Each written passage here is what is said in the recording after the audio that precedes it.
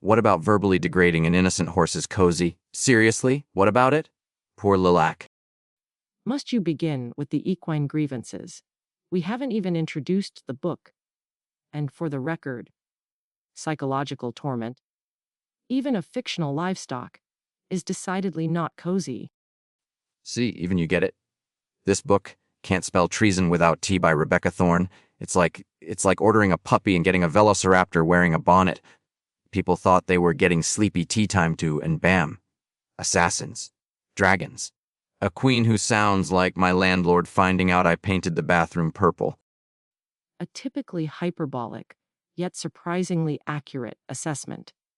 The book does present itself as part of the burgeoning cozy fantasy subgenre, following the twee successive legends and lats. However, Thorne injects significantly more peril. And, before you interrupt again, Too late. The title. People are losing their minds because you can't actually spell treason with the letters in T. It's got TEA, sure, but not the SON. It's like saying you can't spell, well, never mind. It's madness. while grammatically irksome, I hardly think it warrants the online apoplexy it generated. Unlike, say, the characterization. Let's discuss Reyna and Kianthe. A queen's guard and the world's most powerful mage ditch everything to open a book and tea shop. Because that's a logical career pivot from dodging death warrants. Hey, escaping the grind. I get it. My cousin Debbie quit her accounting job to sell artisanal dog sweaters online.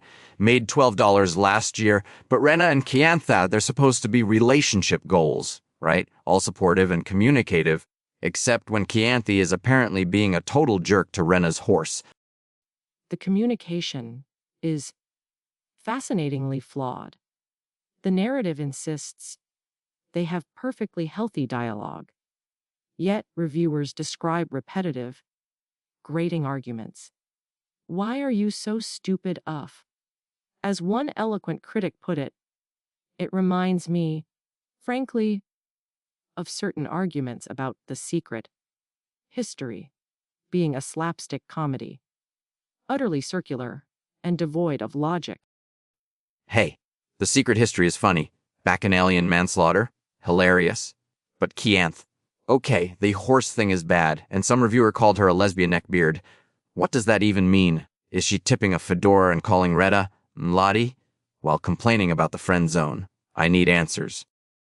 I suspect it means the reviewer found her irritating and perhaps overly possessive or socially awkward in a specific, unpleasant way. But the core issue is, are these characters compelling? Or are they, as some suggest, indistinguishable, underdeveloped ciphers coasting on the idea of escape? They commit actual treason, flee a murderous queen, face down dragons, and people are bored. Okay. So is this thing actually good or just a hot mess in a teacup? Because the reviews are wild. One person literally said, it is boring. Straight up, no chaser. Succinct. And yet, another claims, cried so hard because I didn't think it was possible for me to feel as happy as I did. Apparently, this book healed them from workplace trauma and physical injury. Can a book do that? Is Rebecca Thorne secretly operating an unlicensed literary therapy clinic? Maybe. Or maybe Brenda from Accounts Payable just needed a day off. But the real fight is the cozy thing. Is it cozy if there are assassins trying to shank you while you steep your Earl Grey? I say yes. Cozy needs stakes. Otherwise, it's just watching paint dry while holding a warm mug. That is precisely what some readers want. They want the literary equivalent of chamomile tea and a weighted blanket, not dragon fire scorching the doilies and the tangents. One reviewer went on an unhinged rant about the historical inaccuracy of croissants and vanilla in a secondary fantasy world. Yes. The croissant crusader. I love that person. Imagine being that passionate about pastry continuity in a world with magic. That's dedication. That's the kind of energy I bring to arguing about whether pineapple belongs on pizza. Certainly a kind of energy. But does the plot, the assassins and dragons and political fallout, overwhelm the central premise? Does the bookshop even matter? Many argue it becomes mere set dressing for a fairly standard fantasy plot. It tries to be legends and lights, but trips over its own sword.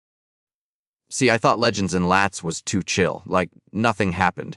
This one at least has some explosions. Okay, maybe Kianthe needs to apologize to the horse, but give me a dragon attack over another description of foam art any day. Wait. No, maybe the croissant person had a point. Consistency matters, arg.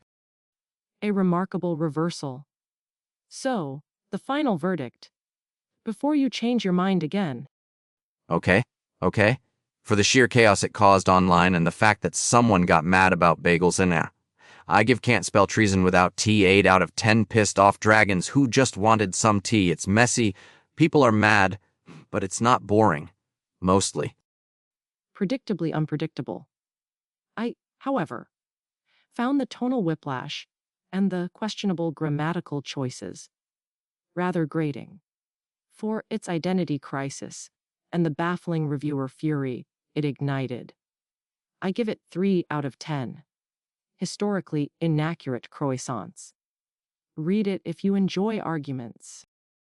Next week, folks, we're tackling Gary the Gargoyle's Guide to Existential Dread and Macrame. Apparently, it's huge.